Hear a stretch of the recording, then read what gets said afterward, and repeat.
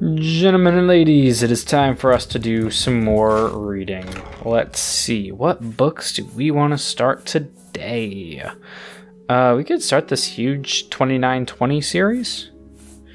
I wonder, yeah, you know what? Fuck it, let's do it. Let's just do it. We might as well. Alright, how long are these books, though, is the big thing. And which volume is volume 1? Morning Star. Decently long books. Probably read 2 or maybe 3, depending on how long. It's kind of a lot. It's definitely a pretty good length series, huh? Yeah, no, I think we'll read them 3 at a time. The year was 2920 of one of the first eras, probably the first or the second era, I'm not entirely sure. I guess we're gonna find out. Morning Star, Book 1 of 2920, the last year of the first era. Ah, close. By Karlovac Townway. 1 Morning Star, 2920, Mournhold, Morrowind. Almalexia lay in her bed of fur, dreaming. Not until the sun burned through her window, infusing the light wood and flesh colors of her chamber in a milky glow, did she open her eyes. It was quiet and serene, a stunning reverse of the flavor of her dreams, so full of blood and celebration. For a few moments, she simply stared at the ceiling, trying to sort through her visions. In the courtyard of her palace was a boiling pool which steamed in the coolness of the winter morning. At the wave of her hand, it cleared and she saw the face and form of her lover Vivek in his study to the north. She did not want to speak right away. He looked so handsome in his dark red robes, writing his poetry as he did every morning. Vivek, she said, and he raised his head in a smile, looking at her face across thousands of miles. I have seen a vision of the end of the war. After 80 years, I don't think anyone can imagine an end, said Vivek with a smile, but he grew serious, trusting Almalexia's prophecies. Who will win, Morrowind or the Cyrodiilic Empire? Without Sothasil and Morrowind, we will lose, she replied. My intelligence tells me the Empire will strike us to the north in early springtide, by first seed at the latest. Could you go to Artaeum and convince him to return? I'll leave today, she said simply. 4th of Morning Star, 2920, Gideon Blackmarsh. The Empress paced around her cell. Wintertide gave her wasteful energy, while in the summer she would merely sit by her window and be grateful for each breath of stale swamp wind that came to cool her. Across the room, her unfinished tapestry of a dance at the Imperial Court seemed to mock her. She ripped it from its frame, tearing the pieces apart as they drifted to the floor. Then she laughed at her own useless gesture of defiance. She would have plenty of time to repair it and craft 100 more. The Emperor had locked her up in Castle Giovis 7 years ago, and would likely keep her there until he or she died. With a sigh, she pulled the cord to call her knight Zook. He appeared at the door within minutes, fully uniformed as befitted an Imperial Guard. Most of the native Kothringi tribesmen of Blackmarsh preferred to go about naked, but Zook had taken a positive delight to fashion. His silver, reflective skin was scarcely visible, only on his face, neck, and hands. Your Imperial Highness, he said with a bow. Zook, said Empress Tavia. I'm bored. Let's discuss methods of assassinating my husband today. Oh, wow, yeah, just a merry old conversation, huh? The 14th of Morning Star, 2920, the Imperial City, Cyrodiil. The chimes proclaiming South Wind's prayer echoed through the wide boulevards and gardens of the Imperial City, calling all to their temples. The Emperor Riemann III always attended a service at the Temple of the One, while his son and heir, Prince Julik, found it more political to attend a service at a different temple for each religious holiday. This year, it was at the Cathedral Benevolence of Mara. The Benevolence's services were mercifully short, but it was not until well after noon that the Emperor was able to return to the palace. By then, the arena combatants were impatiently waiting for the start of the ceremony. The crowd was far less restless, as the potentate's Versailles Shai had arranged for a demonstration from a troupe of Khajiiti acrobats. Your religion is so much more convenient than mine, said the Emperor to his potentate by way of an apology. What is the first game? A one-on-one battle between two able warriors, said the potentate, his scale skin catching the sun as he rose, armed befitting their culture. Sounds good, said the Emperor, and clapped his hands. Let the sport commence. As soon as he saw the two warriors enter the arena, to the roar of the crowd, Emperor Riemann III remembered that he had agreed to this several months before and forgotten about it. One combatant was the potentate's son, Savarine Korik, a glistening ivory-yellow eel, gripping his katana in wakizashi with his thin, deceptively weak-looking arms. The other was the Emperor's son. Goddamn, why? Okay, this is pretty fucking intense. Is this to the death? Jesus. In ebony armor with a savage orcish helm, shield, and long sword at his side. This will be fascinating to watch, hissed the potentate, a wide grin across his narrow face. How do you just, accidentally agree to something like this? I don't know if I've ever seen a Cyrodiil fight with an Akavir like this. Usually it's army against army. At least we can settle which philosophy is better. To create armor to combat swords as your people do, or to create swords to combat armor as mine do. No one in the crowd, aside from a few scattered Akaviri counselors and the potentate himself, wanted Savarine Korik to win, but there was a collective intake of breath at the sight of his graceful movements. His sword seemed to be a part of him, a tail coming from his arms to match the one behind him. It was a trick of counterbalance, allowing the young serpent man to roll up into a circle and spin into the center of the ring in an offensive position. The prince had to plod forward the less impressive traditional way. As they sprang at each other, the crowd bellowed with delight. The Akaviri was like a moon in orbit around the prince, effortlessly springing over his shoulder to attempt to blow from behind, but the prince whirled around quickly to block with a shield. His counter-strike met only air as his foe fell flat to the ground and slithered between his legs, tripping him. The prince fell to the ground with a resounding crash. Metal and air melted together as Severian Korik rained strike after strike upon the prince, who blocked every one with the shield. Of course, it needs to be a skill book after all, you know? We don't have shields in our culture, murmured v1-3 to the Emperor. It seems strange to my boy. I imagine in our country, if you don't want to get hit, you move out of the way. That's how I fight. When Severine Korik was rearing back to begin another series of blinding attacks, the prince kicked at his tail, sending him... Oh, you can't attack the man's tail. That's kind of fucked up. The prince kicked at his tail, sending him falling back momentarily.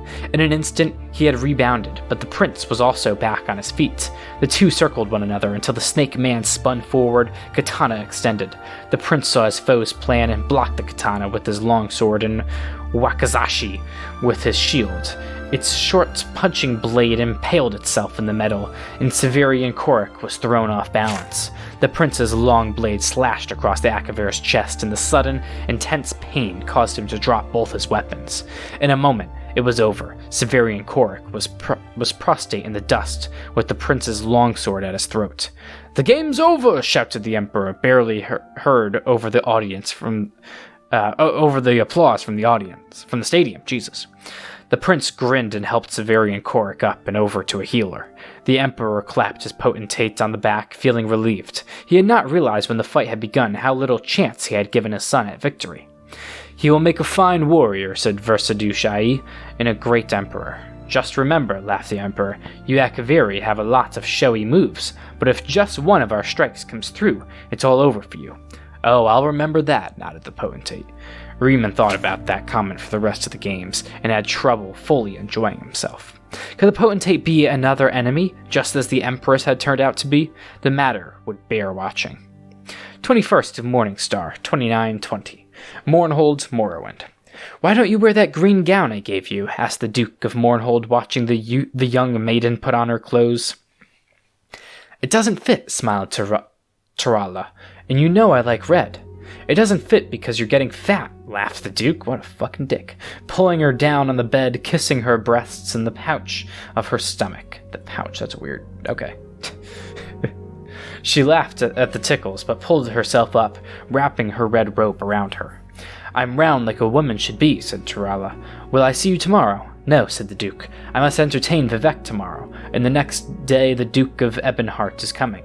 Do you know, I never really appreciated Almalexia and her political skills until she left. It is the same with me, smiled Tarala. Tarala? Yeah, sure, why not? You will only appreciate me when I'm gone. That's not true at all, snorted the Duke. I appreciate you now. Tarala allowed the Duke one last kiss before she was out the door. She kept thinking about what he said. Would he appreciate her more or less when he knew that she was getting fat because she was carrying his child? Would he appreciate her enough to marry her? The year continues, and suns dawn. I mean, can the dude not tell, like, she's probably getting fat because of a child? No? Man is not intelligent enough? Fair enough. Suns Dawn, Book 2 of 2920, the last year of the First Era, 3rd of Suns Dawn, 2920, the Isle of Artaeum in Somerset. Sothasil watched the initiates float one by one up to the Assam tree, taking a fruit or a flower from its high branches before dropping back to the ground, with varying degrees of grace. He took a moment while nodding his head in approval to admire the day.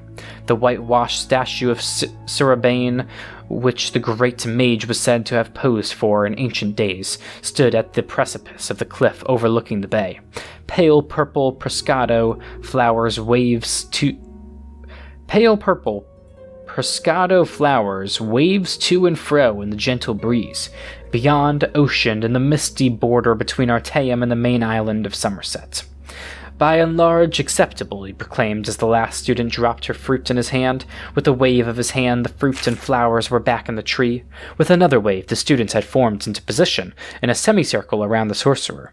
He pulled a small, fibrous ball about a foot in diameter from his white robes. What is this? The students understood this test. It asked them to cast a spell of identification on the mysterious object. Each initiate closed his or her eyes and imagined the ball in the realm of the universal truth. Its energy had a unique resonance on all physical and spiritual matter, as all physical and spiritual matter does. A negative aspect, a duplicate version, relative paths, true meaning, a song in the cosmos, a texture in the fabric of space, a facet of being that has always existed and always will exist. A ball, said a young Nord named Wellick, which brought giggles from some of the younger initiates, but a frown from most, including Sothasil. If you must be stupid, at least be amusing, growled the sorcerer, and then looked at a young, dark-haired Altmer lass who looked confused. Lilatha, do you know? It's Grom, said Lilatha, uncertainly. What the Dre meth after they've Carvinissim, but very good nonetheless, said Sothasil. Now tell me, what does that mean? I don't know, admitted Lilatha. The rest of the students also shook their heads. There are layers to understanding all things, said Sothasil. The common man looks at an object and fits it into a place in his way of thinking. Those skilled in the old ways, in the ways of the Sijic and mysticism, can see an object and identify it by its proper role. But one more layer is needed to be peeled back to achieve understanding. You must identify the object by its role and its truth, and interprets that meaning. In this case, this ball is indeed Grom, which is a substance created by the Dre, an underwater race in the north and western parts of the continent. I feel like I find them more in the south. Well, actually, they're in Somerset, so that's fair enough. For 1 year of their life, they undergo Carvinism, sure, yeah, when they walk upon the land. Following that, they return to the water and meth, or devour the skin and organs they need for land dwelling. Then, they vomit it up into little balls like this. Grom, Dre vomit. The students looked at the ball a little queasily. Sothasil always loved this lesson. What a strange fucking dude, huh? 4th of Sun's Dawn, 2920. The Imperial City, Cyrodiil. Spies, muttered the Emperor, sitting in his bath, staring at a lump on his foot. All around me, traitors and spies. His mistress, Rija, washed his back, her legs wrapped around his waist. She knew after all these many years when to be sensual and when to be sexual. When he was in a mood like this, it was best to be calmly, soothingly, seductively sensual, and not to say a word unless he asked her a direct question. Which he did. What do you think when a fellow steps on his Imperial Majesty's foot and says, "I'm sorry, Your Imperial Majesty"? Don't you think, "Pardon me, Your Imperial Majesty" is more appropriate? I'm sorry. Well, that almost sounds like the bastard Argonian was sorry I am his Imperial Majesty. That he hopes we lose the war with Morrowind. That's what it sounds like. What would make you feel better? Asked Rija. Would you like him flogged? He is only, as you say, the battle chief of Soulrest. It would teach him to mind where he's stepping. My father would have flogged him. My grandfather would have had him killed, the Emperor grumbled. But I don't mind if they all step on my feet, provided they respect me, and don't plot against me. You must trust someone. Only you, smiled the Emperor, turning slightly to give Rija a kiss. And my son Julik, I suppose, though I wish he were a little more cautious. And your council and the potentate? Asked Rija. A pack of spies and a snake, laughed the Emperor, kissing his mistress again. As they began to make love, he whispered, As long as you're true, I can handle the world. 13 of Sun's Dawn, 2920, back to Mournhold in Morrowind. Tarala stood at the black, bejeweled city gates. A wind howled around her, but she felt nothing. I like that this is, very personal and actually given, details. It's not just, a historical account of all these events. The Duke had been furious upon hearing his favorite mistress was pregnant and cast her from his sight. She tried again and again to see him, but his guards turned her away. Finally, she returned to her family and told them the truth. If only she had lied and told them she did not know who the father was. A soldier, a wandering adventurer, anyone. But she told them that the father was the Duke, a member of the House Indoril, and they did what she knew they would have to do, as proud members of the House Redoran.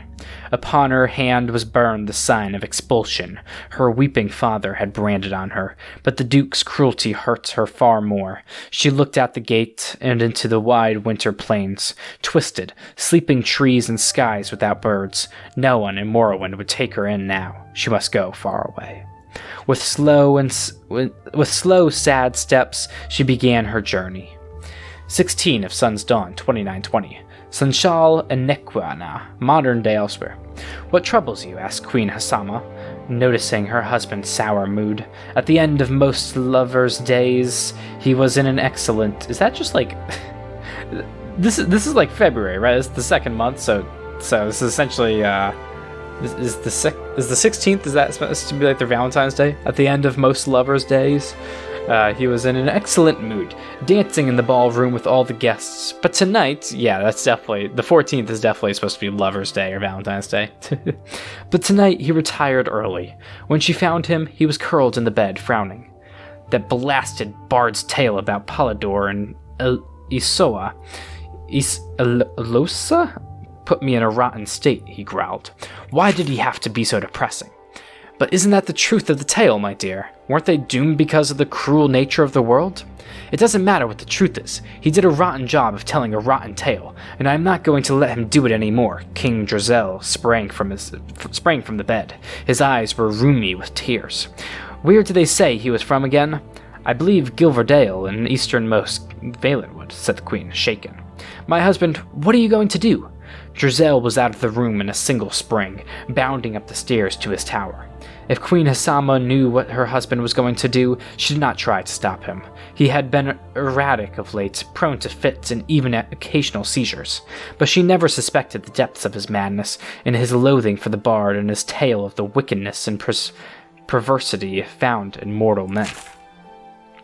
19th of Sun's Dawn, 2920, Gilverdale, Valenwood. Here we are. Listen to me again, said the old carpenter. If cell 3 holds worthless brass, then cell 2 holds the gold key. If cell 1 holds the gold key, then cell 3 holds worthless brass. If cell 2 holds worthless brass, then cell 1 holds the gold key. I understand, said the lady. You told me. And so cell 1 holds the gold key, right?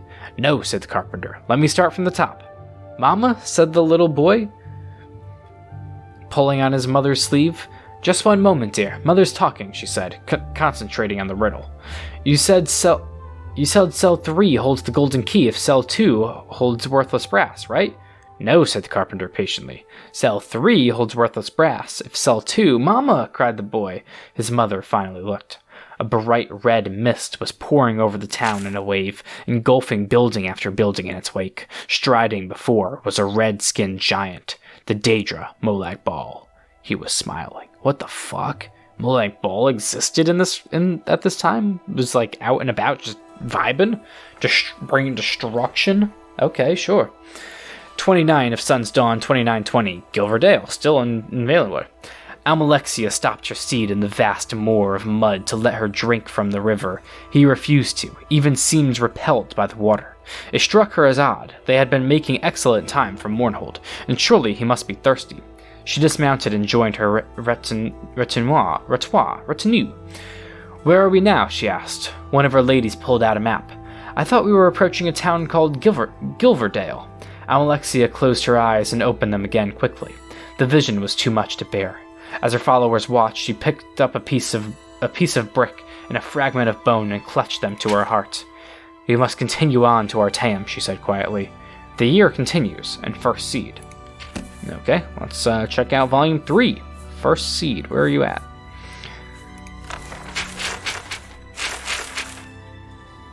First Seed, Book 3 of 2920, the last year of the First Era. 15th of... Oh, wow, jumping pretty far into the year already. Into the month.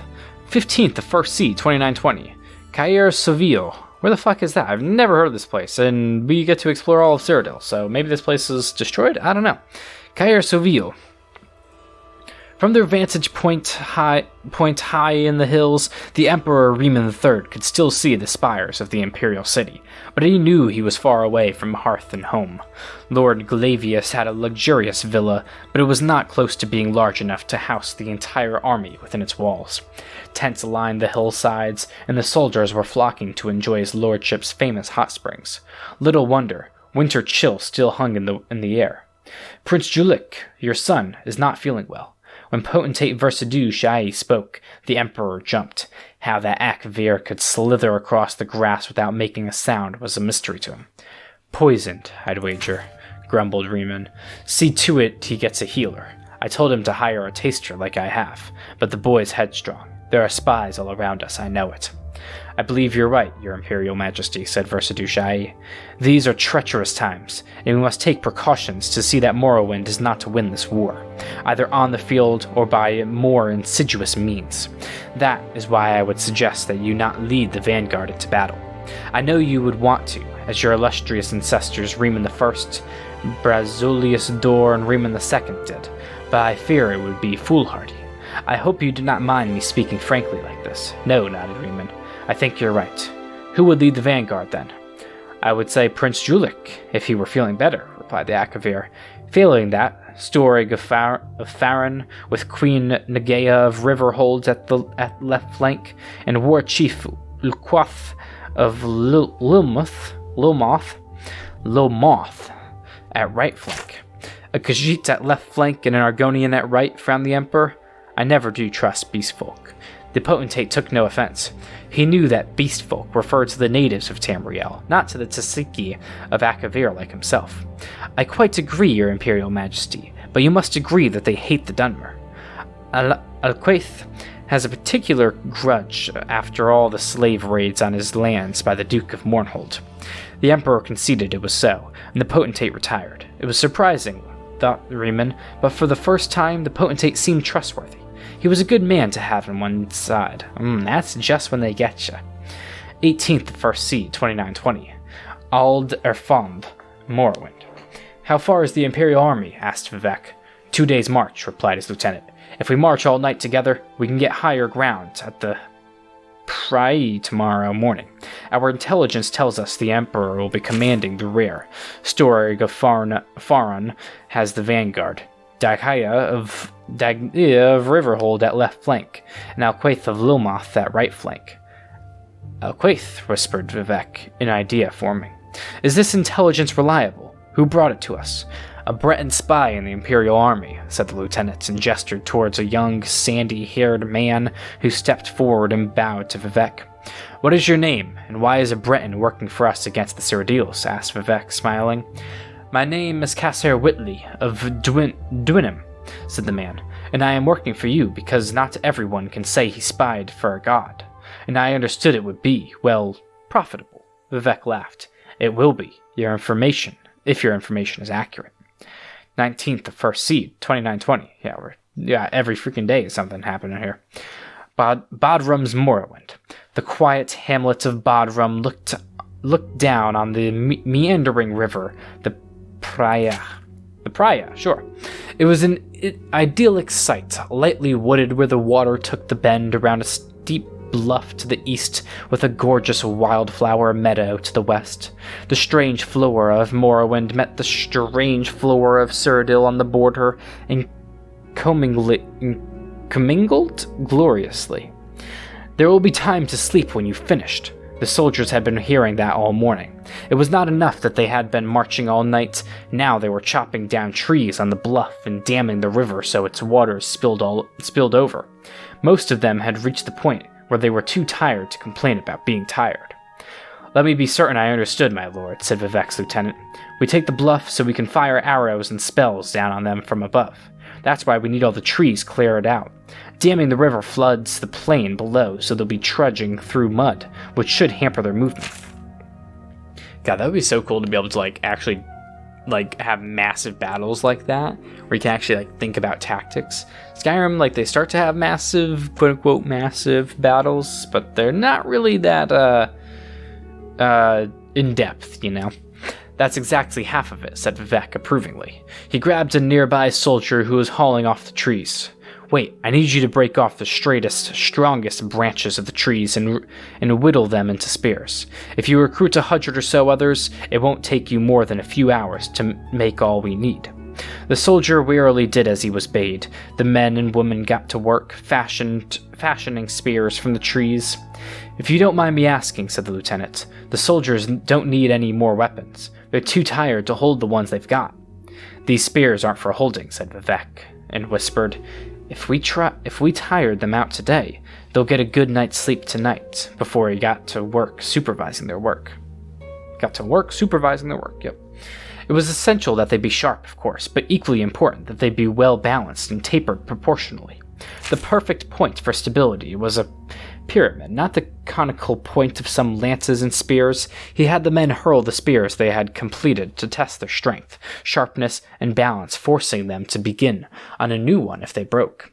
Gradually, out of sheer exhaustion from doing it wrong, the men learned how to create the perfect wooden spears. Once they were through, he showed them how they were to be arranged and where. That night, there was no drunken pre-battle carousing, and no nervous neophytes stayed up worrying about the battle to come. As soon as the sun sank beneath the wooded hills, the camp was at rest, but for the sentries. 20th of first seed, 2920. Bodrum, Morrowind. Miramor was exhausted. For last 6 days he had gambled and hoard all night, and then marched all day. He was looking forward to the battle, but even more than that, he was looking forward to some rest afterwards. He was in the Emperor's command at the rear flank, which was good because it seemed unlikely that he would be killed. On the other hand, it meant traveling over the mud and waste the army ahead left in their wake. As they began the trek through the wildflower field, Miramor and all the soldiers around him sank ankle-deep in cold mud. It was an effort to even keep moving. Far, far up ahead, he could see the vanguard of the army led by Lord Storig emerging from the meadow at the base of a bluff. That was when it all happened. An army of Dunmer appeared above the bluff like rising Daedra, pouring fire and floods of arrows down on the vanguard. Simultaneously, a company of men bearing the flag of the Duke of Mournhold galloped around the shore, disappearing along the shallow river's edge where it dipped to a timbered glen to the east. War Chief Uluquith, nearby on the right flank, let out a bellow of revenge at the sight and gave chase. Queen Nagia sent her flank towards the embankment to the west to intercept the army on the bluff. The Emperor could think of nothing to do. His troops were too bogged down to move forward quickly and join the battle. He ordered them to face east towards the timber, in case Mournhold's company was trying to circle around through the woods. They never came out, but many men, facing west, missed the battle entirely. Miramor kept his eyes on the bluff. A tall Dunmer he supposed must have been Vivek gave a signal, and the battle mages cast their spells at something to the west. From what transpired, Miramor deduced it was a dam. A great torrent of water spilled out, washing Nagea's left flank into the remains of the vanguard and the two together downriver to the east. The Emperor paused as if waiting for his vanquished army to return, and then called a retreat. Miramor hid in the rushes until they had passed by, and then waited as quietly as he could to the bluff. The Morrowind army was retiring as well back to their camp. He could hear them celebrating above him as he padded along the shore. To the east, he saw the Imperial army. They had been washed into a net of spears strung along the river. Nagea's left flank of Storig's vanguard on Elquith's right flank, bodies of hundreds of soldiers strung together like beads. Miramor took whatever valuables he could carry from the corpses and then ran down the river. He had to go many miles before the water was clear again, unpolluted by blood. 29th of 1st C, 2920. Higaith Hammerfell. God, we're really jumping all over the world, huh? You have a letter from the Imperial City, said the chief priestess, handing the parchment to Corda. All the young priestesses smiled and made faces of astonishment, but the truth was that Corda's sister, Rija, wrote very often, at least once a month. Corda took the letter to the garden to read it, her favorite place, an oasis in the monochromatic sand-colored world of the conservatorium. The letter itself was nothing unusual, filled with court gossip, the latest fashions which were tending to wine dark velvets, and reports of the Emperor's ever-growing paranoia. You are so lucky to be away from all of this, wrote Rija. The Emperor is convinced that his latest battlefield fiasco is all a result of spies in the palace. He has even taken to questioning me. Ruptga, keep it so you never have a life as interesting as mine. Corda listened to the sounds of the deserts and prayed to Ruptga the exact opposite wish. The year is continued in Rain's hand. Well, that was the first quarter of the year of 2920. Pretty interesting. War is going on. You got Molag Bal just eviscerating a city, just apparently. That happened. It was never really brought up again, except that the horses didn't want to drink the blood, which is kind of understandable. 1, 2, 3, and all right. Yeah, so that I still have those other books right now. Okay. Yeah, so that's going to do it for this video. In the next video, we're going to be robbing from Bruma, and then we'll continue the story in the video after that. But until the next video, thank you for watching. Don't forget to like, comment, subscribe, and goodbye. Cause I don't wanna see the glow without you. Refuse to even leave my home without you. Or my brain's gonna explode without you. I don't even know how to cope without you. Cause I don't wanna see the glow without you. Refuse to even leave my home without you. Or my brain's gonna explode without you. I don't even know how to cope without you.